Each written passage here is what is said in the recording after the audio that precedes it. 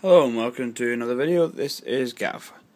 This video is going to be a quick review of Miniart's WW2 British tank crew in 1/35th scale. I just got these two today. I've never actually bought any 135 plastic figures before, so this is something new for me. I've painted a lot of figures before in terms of my Warhammer and all that kind of stuff, which is individual figures. But actually I think the largest scale real life human, shall we say, that I've had to paint has been 15mm World War II ones, so these will be slightly different. Luckily, being tank crew, as you can see, they kind of all wear overalls which are nice and uniform in colour, so they shouldn't be too much, and there's lots of folds, so they'll pick up wash really well, and they should turn out nice. So this is for my M10 Achilles, the British version, which I got through today as well, so I'll do a review of that as well at some point. It's quite big though, so I'm not entirely sure, because this camera zooms in when I go to video mode and it doesn't have any other zooms, so, and I can only hold it, I don't have a way of mounting it, so I don't know how that'll work, because it might not fit in. I mean, this box is only twice the size of my hand, and I'm already having to hold it way back. Anyway, let's get on to this. So, what do you get in the box? Apparently 56 parts, 5 models, and I think they you could cut and shut them if you really wanted to, I feel sure, but they seem to come in these poses. So we've got presumably the tank commander or somebody standing in a commanding pose. They all seem relatively relaxed. There's a guy here who looks like he's modeled to be standing on the front of the tank with his hand on the gun barrel, reaching towards the turret.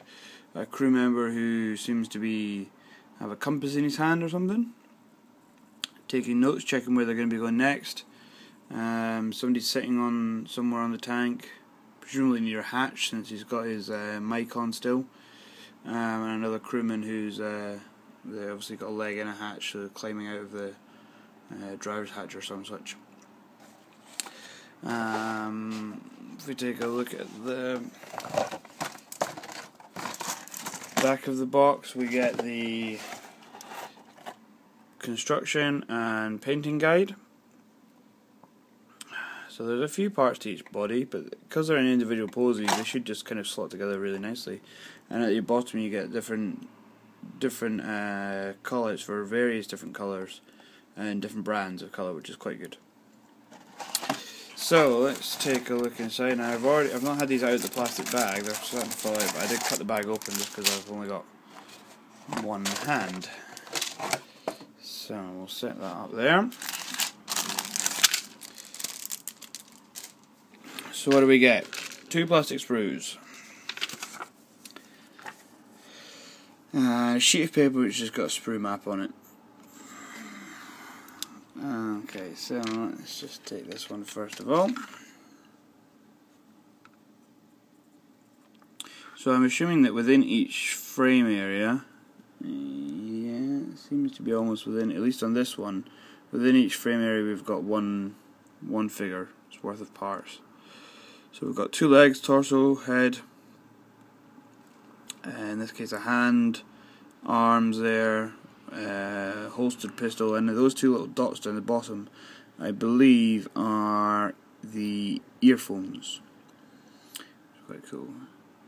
Same for this guy, head, separate berry, and this one's got a berry moulded on it, and this one's got a separate one. And this seems to be the standing guy with the leather jerkin thing on, hands on his hips. Quality looks good, the detail's crisp. I mean, you can tell this guy's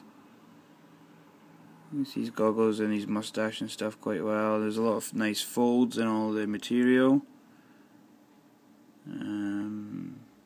There's a tiny little bit of flash here and there, and there's some mould lines, but they should clean up really quickly and easily. There's a bit of flash around that head.